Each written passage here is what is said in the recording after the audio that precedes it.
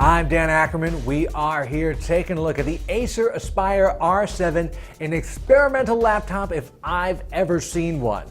This is the flagship of Acer's new lineup of systems, and it does a lot of things that most laptops frankly don't do. The first thing you're going to see is that the touchpad is above the keyboard instead of below the keyboard. That's kind of a big break from tradition. You know, there might be reasons for it. Frankly, I never quite got used to it. I think a lot of people will actually be turned off by that.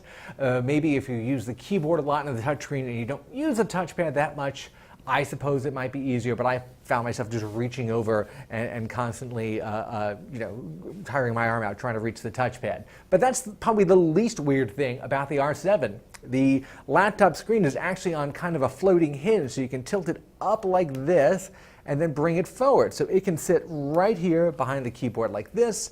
It can face straight up if you like. You can really reach a bunch of different angles, kind of like a mini desktop all-in-one. And then you can actually take the screen, and if we flip the entire thing around, you can flip it around backwards like this and show somebody who's behind you what you're working on. And that's actually one of the more useful things about this system. I've always liked laptops, and there are a handful of them that can take the screen and project it out backwards. So I think that's pretty cool.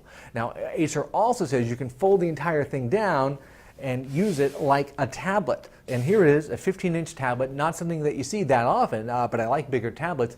But here's the other weird thing. The tablet mode doesn't actually lie down completely flat. Because the curved hinge, you can see right here, it's actually got a little bit of a gap here, and that holds the screen up at an angle. Now, when you're sitting with this on your lap, that angle is actually pretty handy for typing, makes it a little bit more ergonomic, but you can't really carry it around like a tablet because it's more of a triangle shape. It's just kind of sticking out like that.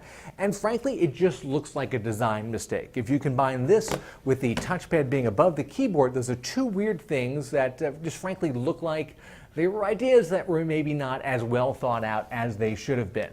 Now, the nice part here is this is a very experimental system. It's actually got decent components and a full 1920 by 1080 display, and Acer only wants $999 for that. And for a 15-inch nice touchscreen laptop, maybe one with a flexi screen like this, $999, that actually seems very reasonable. Now, that being said, I think a lot of these experiments sort of miss more than they hit, so this may not be a practical system for too many people, but I have to definitely applaud Acer taking some risks and playing around with the traditional laptop shape. I'm Dan Ackerman, and that is the Acer Aspire R7.